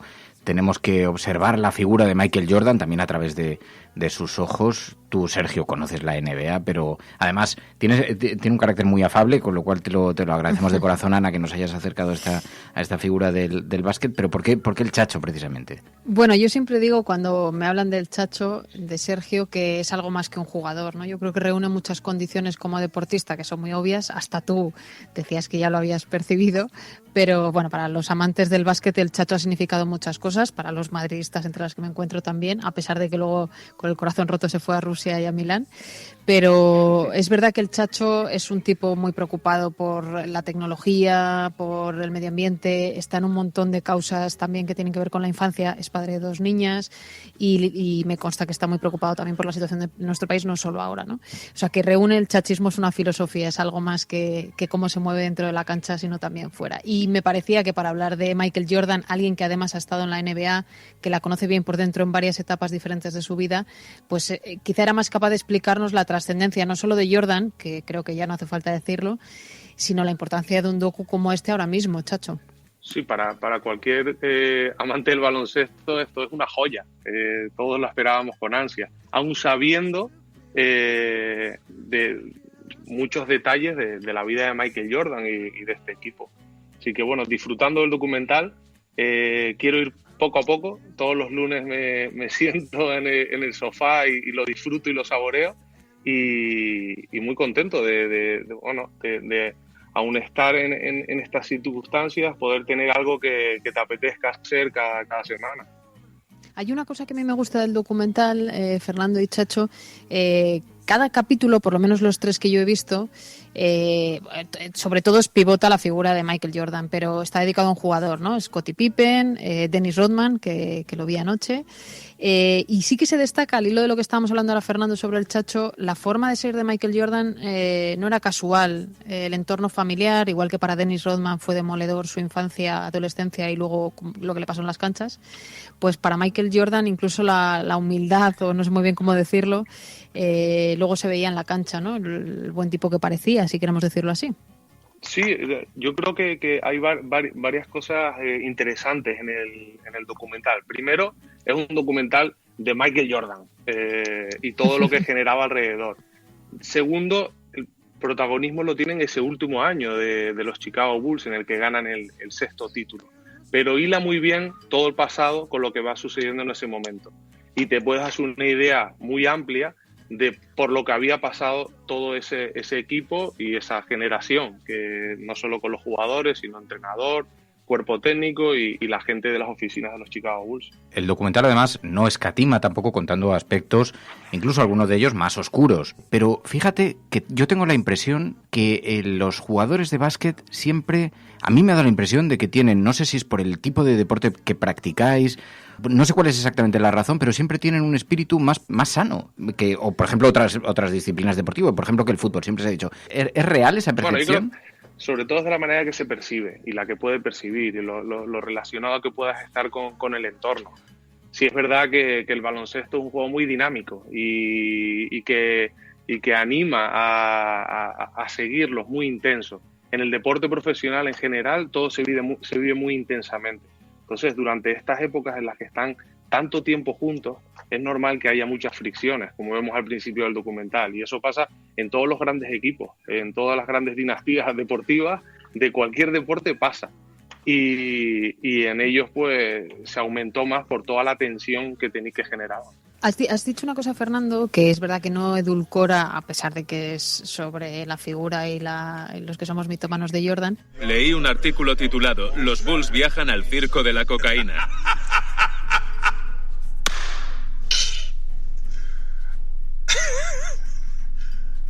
Nunca lo leí. ¿Era acertado? Mira,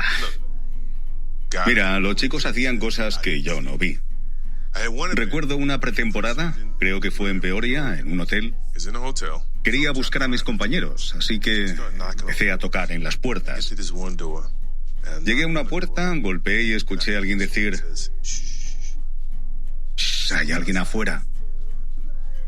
Y luego otra voz diciendo: "¿Quién es?". Yo respondí: "Michael". Y todos dijeron: "Es el novato, no se preocupen". Y abrieron la puerta. Entré y prácticamente todo el equipo estaba ahí. Había cosas que jamás había visto en mi vida de adolescente. Tenías todas las rayas por ahí, todos los que estaban fumando marihuana por aquí, las mujeres por allá. Entonces lo primero que dije fue: escuchen, yo me voy. Pero en el caso de Dennis Rodman, yo creo que está muy bien contado las subidas y bajadas, ¿no? No sé si te ha sorprendido, Chacho. Hay una anécdota buenísima que cuenta Michael Jordan, que cuando le pega uno de los bajones a Dennis Rodman en mitad de la temporada, le dicen: mira, lo mejor es que se vaya a Las Vegas 48 horas a bebérselo todo, a las fiestas, a tal. Y entonces Michael Jordan les dice: como le dejéis hacer eso, no va a volver en 48 horas. Y le preguntan: ¿volvió en 48 horas? Y dice Jordan: no. Hubo que ir a buscarle a las 88 horas. Entonces, claro, es como la NBA lo magnifica todavía más, ¿no? Bueno, yo creo que ahí está principalmente en valor la figura del entrenador, de Phil Jackson. En una época, en esos 90, que no estaba tan de moda lo que hoy en día pues se lleva más, que es el descanso o las rotaciones. Ahí Phil Jackson entendía perfectamente que cada uno era diferente. Y las necesidades de Dennis Rodman no eran las mismas que las de Michael Jordan o las de otro jugador. Y supo entender y llevar esa situación hasta el punto de que fue un éxito para todos y todos terminaron entendiendo que cada uno debía llevar una situación personal diferente.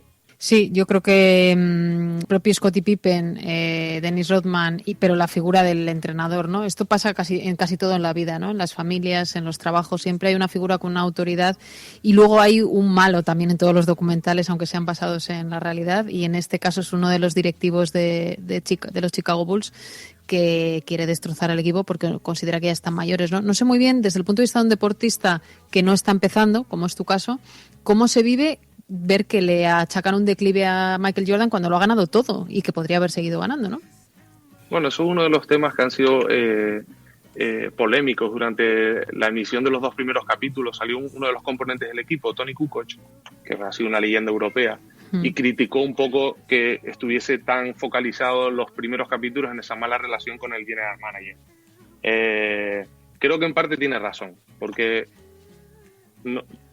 entiendo que había que buscar algo de drama en la serie, pero cuando algo ha sido tan bueno y tan bonito y de tanto éxito, no hay que focalizar en ese tipo de relaciones y hay que pasarlas un poco más por encima.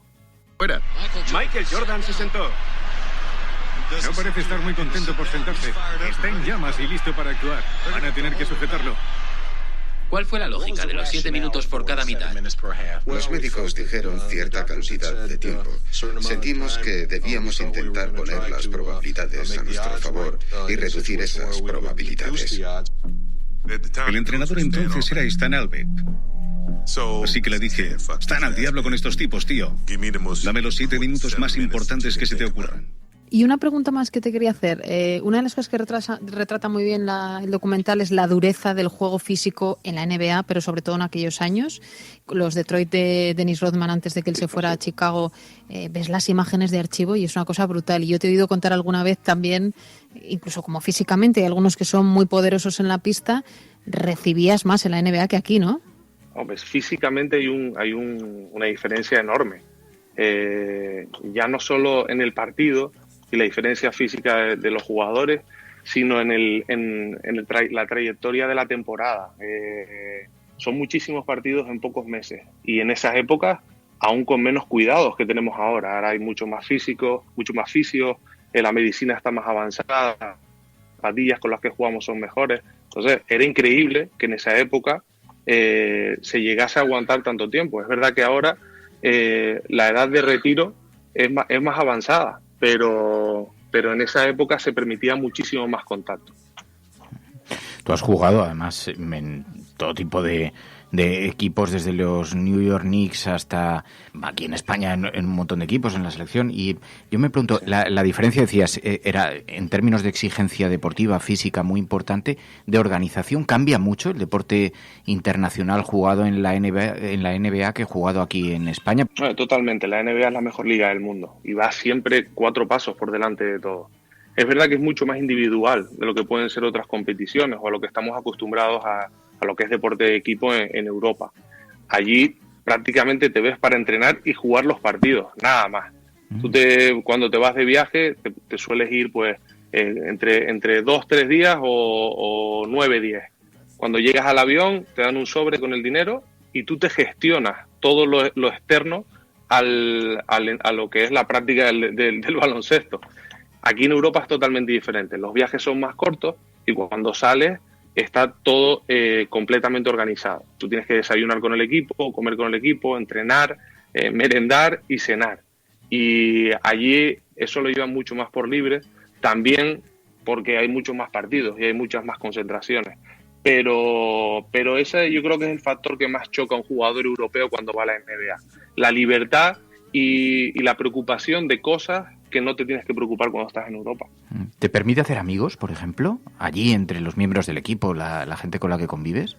Es difícil, pero siempre llegas a tener buenas relaciones. No sé si de amistad, pero siempre, tienes más conexión con miembros del equipo, también del staff técnico, mucha gente alrededor del equipo, entrenadores, staff médico, delegados. Entonces intentas un poco hacerte tu círculo dentro de una expedición muy amplia y tratar de convivir la gran parte de los días que estás fuera de casa con ellos. Más que de Michael Jordan, que ya hemos hablado un rato, me gustaría saber qué más está viendo el Chacho en el confinamiento. No sé si hay alguna cosa que nos recomiendes. Aquí ya sabes que cada semana traemos de todo tipo y condición, desde La Casa de Papel. Sí, no sé las que habéis recomendado, pero bueno, la última que hemos visto ha sido Hierro.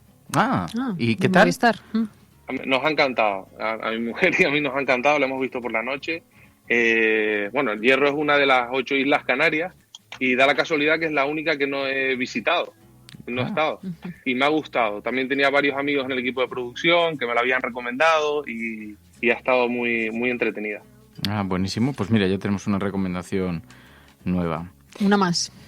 Pues es El último baile, está en Netflix, es la historia de Michael Jordan, la vida de Michael Jordan. Lo que pasa es que es verdad que es una ocasión inigualable para hablar con alguien como Sergio Rodríguez, que está en la élite del deporte internacional en el básquet y es un extraordinario jugador y además una persona muy cercana. Sergio, el Chacho, te lo agradecemos de verdad de corazón. Muchísimas gracias. Muy bien, un abrazo, gracias a ustedes. Un abrazo, gracias. Un abrazo. Bueno, Ana, gracias de corazón. Nada, una maravilla el chachismo aquí siempre. Plata o plomo. El mundo en series. En el Juego de Tronos o ganas o mueres. Con Fernando Merlín y Ana Pastor. ¿Sabes dónde estás?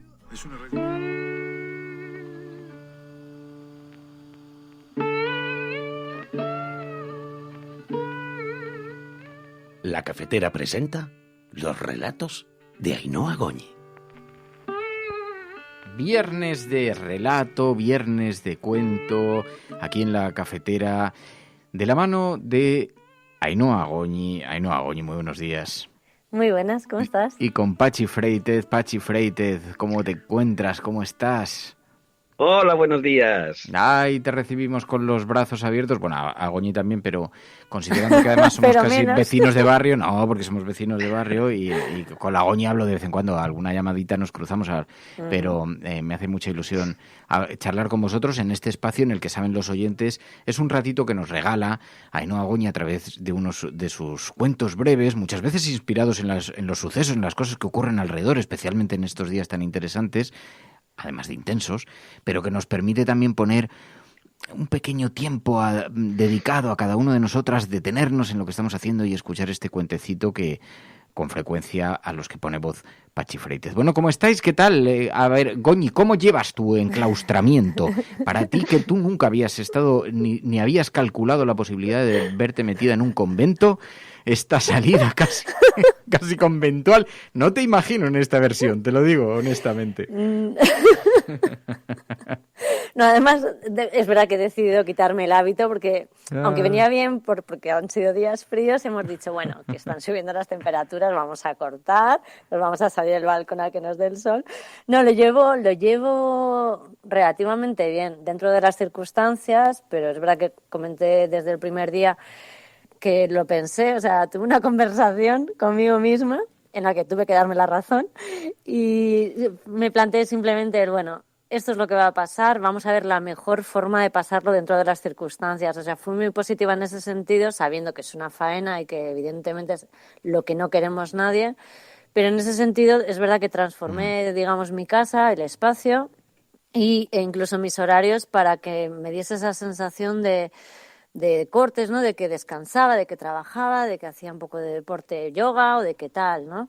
Pero bueno, echando de menos muchísimas cosas, como todos, ¿no? Tú eres muy resiliente, muy adaptativa, te adaptas muy bien. Pachi también, pero es verdad que aquí entre el lenguaje hacia uno mismo, en el que a esta situación nos ha obligado a mantener, la conversación con uno mismo que nos ha obligado a mantener, también la disciplina. Ainhoa se ha organizado una disciplina deportiva que a mí me da pánico solamente de escucharla. Es verdad que tenía tradición deportiva familiar y que ha sido una deportista de élite, cosa que saben algunos oyentes, pues ya lo hemos contado, ha sido tenista profesional, Ainhoa Goñi, y esto no es una broma, esto es serio. Pero yo no sé, Pachi, ¿tú te has hecho tabla de ejercicios o no? Yo la última tabla que me hice era de patés. O sea que tú la operación bikini te la estás preparando, te la estás tomando en serio. Bueno, estoy echando una barriga. ¿En serio? Estoy echando una barriga. Yo no sé, cuando vuelva a la serie me van a tener que cambiar, vamos, todas las cinturas y todas las camisas porque no voy a entrar. Entonces, como Tom Hanks, volví a ver esta semana Náufrago. Qué gran película, qué película tan maravillosa. Nunca sabes qué te traerá la marea al día siguiente. Siempre hay que mantener el espíritu de supervivencia, la vida por delante, porque nunca sabes qué va a pasar al día siguiente cuando salga el sol. Y tuvo que grabar en 2 fases. En una engordando muchísimo, que se supone que es el antes de la isla, y en otra adelgazando salvajemente después de 2 o 3 años, no recuerdo cuánto pasaba allí. Después, o sea, que tuvo que hacer como su papel actoral súper difícil. ¿Tú te has visto en alguna ocasión obligado a cambiar tu físico, no sé si tanto, pero de forma así muy evidente para algún rodaje, alguna obra? No, la verdad es que no. La verdad es que no. O sea, nunca me he tenido que enfrentar a un personaje que me exigiese algo así. Pelo y barba sí, porque yo te he visto, no sé si era con perilla, no con bigote, ¿no? Sí, con barba. Con barba. O sea, en alguna ocasión sí has barba, tenido eso, que mantenerla durante tiempo, ¿no? Sí, pero bueno, no es como Mario Casas, que Mario Casas a lo mejor le ves en una película que pesa 90 kilos y en otra le ves con 70 y dices, madre mía de mi vida, este tío. Total. Bueno, pero no has hecho mucho de deporte, ¿no? O sea, lo que has hecho es tabla de quesos. No, bueno, pero a partir de ya este fin de semana ya podemos salir a correr, ¿no? Claro, ahora sí, ahora te puedes convertir en runner, nunca es tarde. Si la huida es buena. Perdón, me hace muchísima gracia imaginarme a Pachi de runner. Yo hace ya un tiempo que he pensado que correr es de cobardes. Total, sí. Pero sinceramente creo que tengo la necesidad de correr y seguramente mañana si consigo llegar hasta la esquina para mí será un gran logro. Bueno, pues ¿Pero tienes deportivas? Claro, es que es obligatorio el uso de deportivas. ¿Tienes material? Bueno, siempre puedes pintarte unos zapatos mocasines con Tipex, hacerte unas rayas blancas. Tengo, pero no te extrañe que salga a correr con faldas mañana también, ¿eh? Claro, con faldas ya lo loco. Por favor, manda foto. Claro, de hecho el relato de hoy, el título es muy sugerente, Estoy loco. Lo que no sé es qué pretendías expresar a través de ese relato, Goñi. Si está hablando tu subconsciente. Realmente la culpa la tiene Pachi, como de muchísimas cosas. Pero está un poco dedicado a él, el relato, dedicado un poco a la gente que está teniendo rutinas muy distintas, que se está adaptando como puede a estas cosas, porque las circunstancias, evidentemente, como hemos hablado todos estos días, no son fáciles.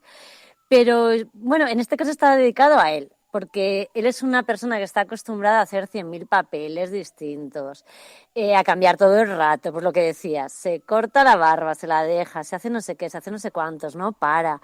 Y es verdad que ha tenido horarios insufribles con la serie, ¿no? Que ahora tendrá que volver, si acaso. Y es verdad que un día me vino la idea, porque un día subió a Instagram, creo que fue, ¿no? Subió una story vestido de irlandés, con el kilt irlandés, y me hizo muchísima gracia, ¿no? Y hablamos justo ese día y me dijo, no, porque, pues eso, por entretenerme, ¿no? Estaba haciendo un personaje, ¿no? Y de ahí me vino la historia, ¿no? En este caso de básicamente es él, el personaje es él mismo, más o menos, llevado al extremo, ¿no? Para meter un poquito de humor y reírnos un poco de la situación, pero bueno, es él. Como él es culpable de que estemos aquí con los relatos, tenía que pagar. En la voz de Pachi Freites, estoy loco, no sé qué pretendemos transmitir, pero Pachi Freites le pone... Bueno, no sé si te sientes identificado, tú ya lo has leído, Pachi, no sé, ¿te sientes un poco identificado con ese...? Sí, a ver, tengo que decir 2 cosas. Primero, nunca le agradeceré a Ainhoa este pequeño homenaje que me ha hecho. Ainhoa, sabes que te quiero y te querré toda mi vida. Con esto me llegaste a lo más profundo del corazón. Y luego, pues también quiero aprovechar para decir que, bueno, tanto Ainhoa como yo dedicamos Estoy loco a todos los locos del mundo de la cultura. Pues es el relato de Ainhoa Goñi, es la voz de Pachi Freites, hoy además enfocado a través de la mirada de Ainhoa, y os pedimos que, siguiendo las recomendaciones que intentamos lanzar en este momento en el programa, ya lo sabéis, los viernes, os sentéis, aguardéis un ratito, paréis lo que estáis haciendo, os regaléis también este minuto para deteneros, para pensar en vosotros mismos y para escuchar estas palabras de Ainhoa Goñi, Estoy loco.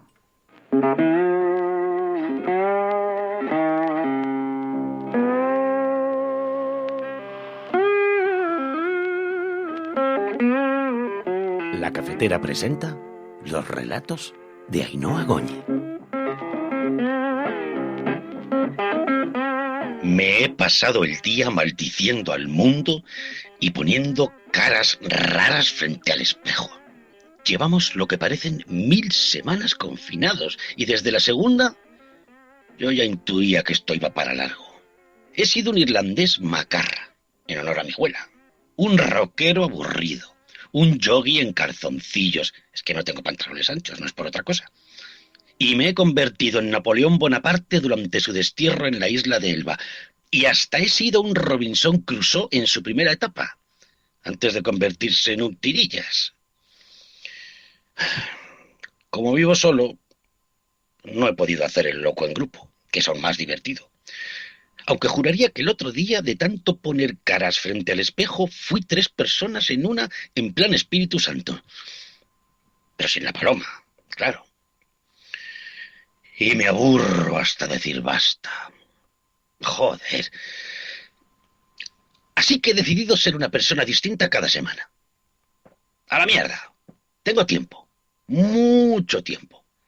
Los días se me hacen interminables y las horas pasan más lentas que los finales de la serie de Oliver y Benji. Así que ayer volví a ser policía. A ver, que el disfraz muy acertado no estaba. Pero entre la placa con papel albal y las esposas, que mejor que no cuente porque las tenía, hasta el de la tienda de al lado de casa se ha pensado que era de verdad. Mascarilla y guantes negros. En plan malote, ¿eh? Le he enseñado un papel y le he hablado rápido. Y el otro me ha sacado los libros de cuentas. A ver, sí, he bajado vestido así. Hay gente que baja en pijama, ¿no? Pues yo bajo de policía, de bombero o de lo que haga falta. Porque yo he hecho de policía un montón de veces en la vida real. Bueno, en la vida que teníamos antes de esta vida. Y como yo soy actor, pues en mi vida real he interpretado a varios policías. Por cierto, lo de la vida real, la otra vida y la vida anterior, nos lo vamos a tener que mirar a fondo los de esta generación. En fin. Total. Que me sé la jerga al dedillo. Y sé poner cara de malote, si el momento lo requiere. Bueno, pues... Y que como le solté de carrerilla uno de los diálogos de la serie, tal cual, pues el tío, claro, no me miró ni la placa ni las pintas de idiota que llevaba. Y ahí se puso a darme explicaciones. Ay... Me siento solo. Pero no es una soledad real. Es una especie de sensación de abandono, me han olvidado. Un no sé qué hacer, un yo qué sé. Así que me he preguntado qué hace la gente que se siente sola. Y me he acordado de la cosa esa moderna del mindfulness. Pero como no tenía ni idea de qué era, he cogido la opción B, que es la de hacerme el yogui. ¿Cómo ha ido? Bueno, pues depende de a quien le preguntes. Porque el primer día bajé a hacer la compra casi en pelotas, bueno, calzoncillos ajustados negros. Porque los de estampado militar muy pacíficos no parecen. Unas chanclas y una esterilla en la mano. Conclusión. La vecina del cuarto ha confirmado lo que ella pensaba, que los actores somos gilipollas. Y yo ya paso de decirle que no tiene razón. Está más que claro que al del súper le molan mis piernas. Y también estoy casi convencido de que es mejor ponerse una sábana alrededor estilo playero, porque juraría que me agarra un costipao de narices. Ah, eso me pasa por venirme arriba. Así que durante las próximas semanas, para mis vecinos, volveré a ser un romanticón. Ay, en aquella película que hice con Isabel Coixet, A los que aman. Con más amor que dar. Y también con menos pelo que en 1997, cuando la rodé. Y volveré a ser Jero, el macarra, que el de la serie Ya son así. Y tontearé con Maribel Verdú y María Dánez y La Barranco. Y me imaginaré que son las de la pescadería y arreglado. Ay, y me volveré a codear con Almodóvar. Otro ratito. Como en aquel papelito que hice en Todo sobre mi madre. Y en días alternos pienso ser el policía del comisario y hasta el cabronazo del sargento Delgado, sí, aquel de la serie aquella del padre de Caín, que mira que soy bueno, ¿eh? Pero me pones el papel de un psicópata delante y yo como que me apodero de él y ya no hay forma de diferenciarnos. ¡Ah! Menudo soy yo. Bueno, lo último que he hecho ha sido vestirme de navarrico. Sí, de fiestas de San Fermín. Porque las fiestas en sí este año no se celebrarán, eso está claro. Pero yo me he corrido el encierro 2 veces, calle arriba y calle abajo, delante de todo el vecindario. Bueno, me ha salido un ligue y todo. La vecina del tercero, ya octogenaria. Pero me ha lanzado un beso. Hombre, que yo tonto no soy. Y no es por presumir. Pero me he puesto los pantalones blancos de cuando estaba más delgado y como que me quedan un poco ajustados. Y que visto lo visto, aún tienen su público. Vamos, como que me han echado hasta un sujetador. Talla grande, blanco, creo que es de algodón, ¿eh? Total, que tras el éxito hemos cantado El pobre de mí y hemos dado por terminadas las fiestas. Ahora estoy pensando en vestirme de fallera, de dama de Elche o de la prota de Star Wars. A ver, porque pelo mucho no me queda. Pero si me pongo unas ensaimadas en las orejas, vamos que sí cuela. Pero la verdad es que, gracias a esta tontería, yo ando de lo más entretenido.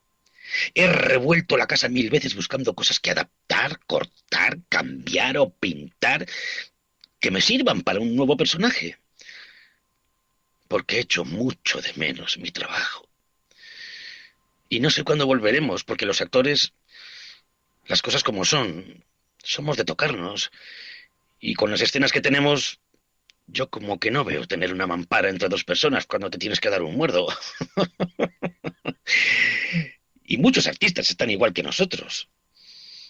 Aunque hace mucho que un director no me pide que enseñe el culo, con lo bien puesto que lo sigo teniendo. Y muerdos, la verdad es que últimamente, pues he dado pocos. Total, que no sé cuándo volveremos a trabajar. Ni sé cuándo la cultura será algo magnífico y protegido, con leyes de apoyo, como ocurre en Francia o en Alemania. O cuándo será considerada imprescindible, como en el fondo en secreto, en la oscuridad. Piensa todo el mundo. Porque da igual a quién votes. Pero me juego lo que quieras a que estos días te has hinchado a ver Netflix, HBO o Movistar Plus. Has leído más que nunca. Has dejado Spotify en mínimos. Y has descubierto que tu tiempo libre lo has conseguido ocupar con una palabra cortísima. Cultura.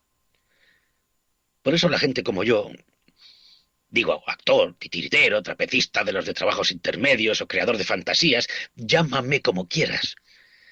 Morimos de ganas de que estos días os deis cuenta de que hemos llenado vuestros minutos de soledad, de aburrimiento o hasta de tristeza.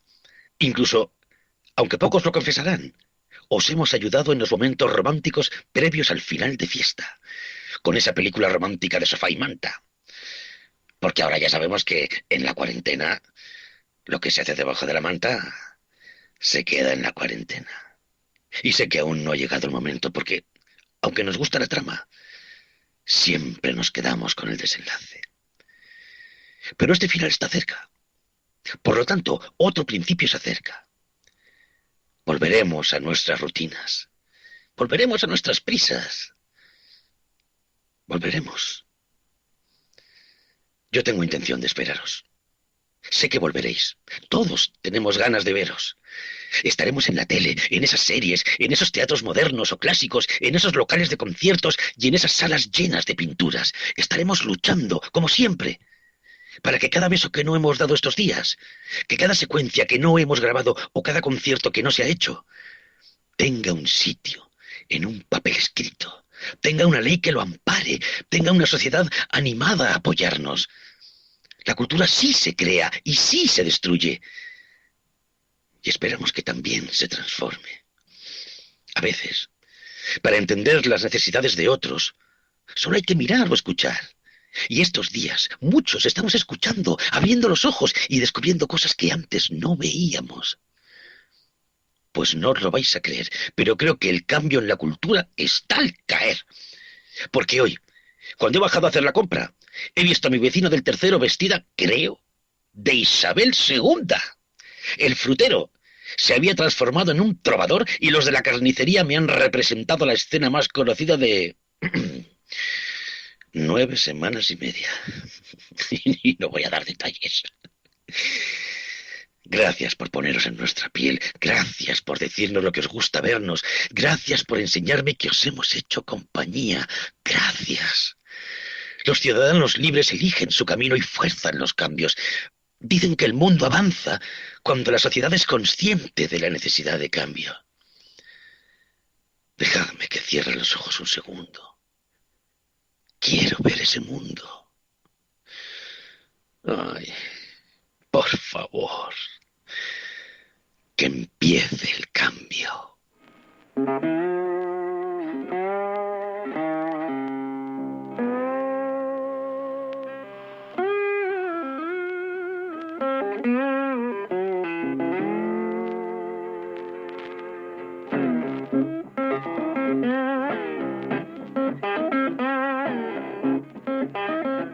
La Cafetera es un programa de radio que se financia gracias a las aportaciones de los oyentes. Si te gusta el periodismo que defiende y sientes que te acompaña, hazte mecenas y ayúdanos. Infórmate en radiocable.com/mecenas.